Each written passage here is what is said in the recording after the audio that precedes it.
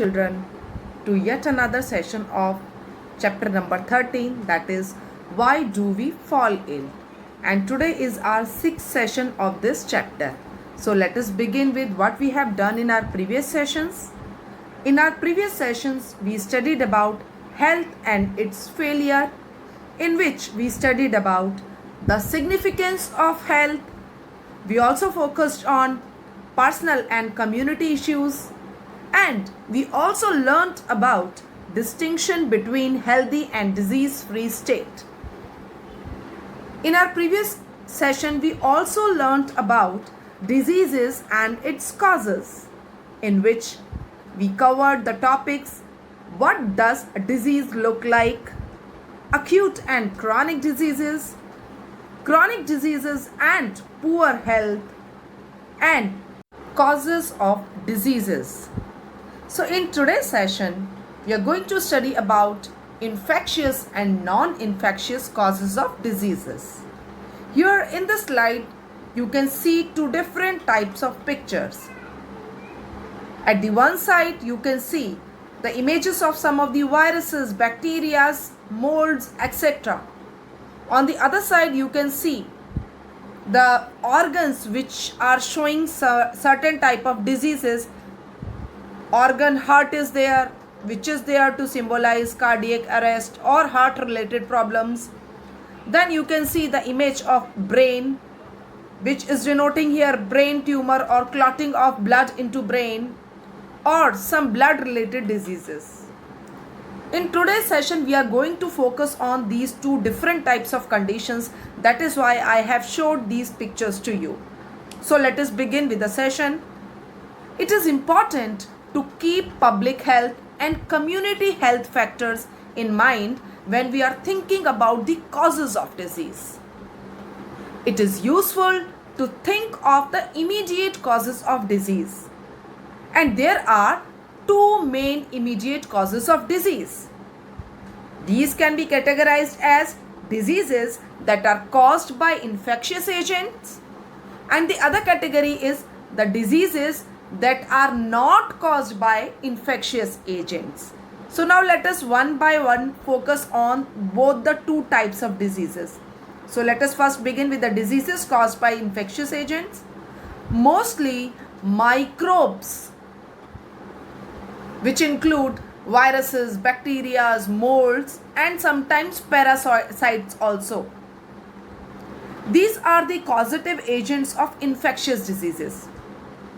Diseases where microbes are the immediate causes are called infectious diseases, or the diseases which can transfer from one person to another person and can get transferred from one host to another host are called as infectious diseases. This is because the microbes can spread in the community and the disease they cause will spread through them. So if the microbe is increasing in number, the disease will also increase, or the patients suffering with that disease will also increase. The other type of diseases are diseases that are not caused by the infectious agents. Their causes can be different types, but they are not external causes. Means there will not be any infection of viruses, bacteria, molds, parasites, or any ectoparasite, etc. In this category of diseases, there will be some internal abnormality or internal deficiency which will cause the disease in a patient. So they are mostly internal diseases and non-infectious causes. Children, these type of diseases are very common nowadays. Like most of the people suffer with diabetes and blood pressure related problems. How can an infectious disease spread? Infectious diseases can spread through direct contact, by sharing the belonging of infectious person, by some of the infected animals too. So these infections can be categorized into different categories. through the transmission, different modes of transmission of different disease, different sources of transmission of different diseases. Sometimes we get infection from a human only, so that time the infection comes from person to person, and sometimes we get infection from an animal, so that type of infection is called as zoonotic infection or zoonotic transmission. You all are aware of rabies disease. In rabies disease, a dog who is already infected with rabies virus, if bites a healthy person, human being, that human also gets the infection of rabies. So that in that case, infection spreads from animal to human.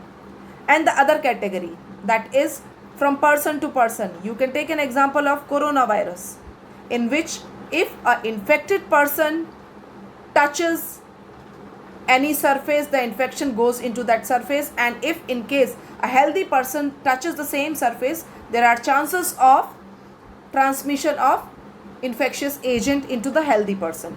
Or if a healthy person is directly touching a infected person, the transmission of disease takes place. So there are different ways by which infectious disease is spread. What is the difference between an infectious and non-infectious disease? A very clear single answer is infectious disease are diseases that can be transmitted from one person to another person, whereas non-infectious diseases cannot. These infectious diseases are also called as communicable diseases, whereas the non-infectious diseases are also known as non-communicable diseases. Example, an infectious disease that can be spread is influenza, flu, or HIV. An example of non-infectious disease is diabetes or cancer. It can be BP also, and other diseases which are related to some abnormality of functioning of any body organ, abnormality in functioning of any hormone in the body, or deficiency disease, etc. So let us focus on non-infectious diseases. Non-infectious diseases are not contagious. This means that you cannot catch it from another person. Oftentimes, certain non-infectious diseases such as cancer, heart conditions, or mental disorders can be genetic also. This means that while you can't catch the illness from another person, often times it seems to pass from one generation to another. So when it is a genetical disease, that time the condition is different. It is spreading because of the transfer of genes. So this disease will be appearing in that particular family only. Here is a list of some non-infectious diseases. It can be asthma, certain kinds of allergies, diabetes, heart diseases, cancer, arthritis, epilepsy, multiple sclerosis, and anorexia and bulimia. Similarities between infectious and non-infectious diseases. Both infectious and non-infectious diseases can affect people of any age. And the second similarity is it can affect a person's physical health. This means they may cause part of a person's body not to work right. It can affect a person's mental health also and social health also. It can also affect a person in an economic way. They may cause a person to spend lots of money. Physical discomfort, tiredness, or some weakness in body are the common symptoms or the common characters which can be seen in infectious and non-infectious, both the type of diseases. Now let us differentiate infectious and non-infectious diseases in a tabular form. Infectious diseases are caused due to attack of pathogen. Non-infectious diseases caused by factors other than pathogens.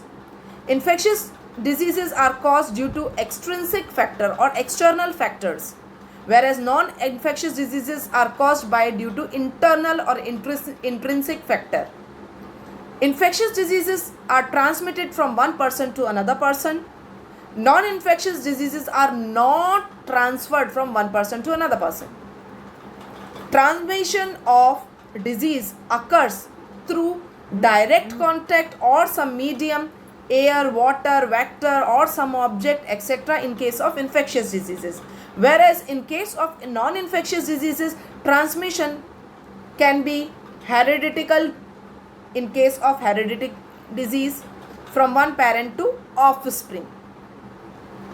In case of infectious diseases, community hygiene can reduce the occurrence of these diseases. Whereas in case of non-infectious diseases, community hygiene is ineffective in reducing the occurrence of the disease. Again, the examples are there. Infectious diseases can be cholera or malaria, etc. Non-infectious diseases, diabetes and goiter. Now it's time to focus on some of the contribution of great scientists in medicine and in discovery of some of the diseases. For many years, everybody used to think that peptic ulcers, which causes acidity related pain and bleeding in the stomach and duodenum region, were because of lifestyle reasons. Let me show you the picture of peptic ulcers first. Here is a picture of peptic ulcers where you can see gastric ulcers are there. Ulcers are nothing, a wound-like structure which occurs on the inner wall of the stomach. So from these wounds which develops on the wall of stomach, which are also called as ulcers, blood tend to come out or bleeding occurs. And this results in so much of abnormality in a patient. So long back, people thought that these peptic ulcers are related to stress. Everybody thought that a stressful life led to a lot of acid secretion in the stomach and this causes peptic ulcers. But later, people realized that this peptic ulcer is not occurring because of stressful lifestyle. The two Australians made a discovery that a bacterium, Helicobacter pylori, was responsible for peptic ulcers. Robin Warren, born in 1937, a pathologist from Perth, Australia, saw that these small curved bacteria in the lower part of the stomach in many patients. He noticed that signs of inflammation were always present around these bacteria. Barry Marshall, who was born in year 1951, he was a young clinical fellow, became interested in Warren's findings and succeeded in cultivating the bacteria from these sources. And these two were the scientists who first proved that these peptic ulcers are because of these bacteria, not because of stressful lifestyle. And in this slide you can see the picture of these great scientists. And for this achievement, Marshall and Warren received the Nobel Prize for Physiology and Medicine in year 2005. As I told you earlier that this chapter is going to be very, very interesting. So here are some very interesting questions for you. The first question is, list any 3 reasons why you would think that you are sick and ought to see the doctor. If only one of these symptoms were present, would you still go to the doctor? Why or why not? The second question is, in which of the following case do you think the long-term effects on your health are likely to be most unpleasant? The first case is if you get jaundice. Jaundice is infectious disease. And the second case is if you get lice. Lice is also external parasite, so it is infectious disease. And the third one is if you get acne. You all suffer with acne in this age. So you need to answer these questions logically, think about it and then write answer. See you next time. Thank you so much.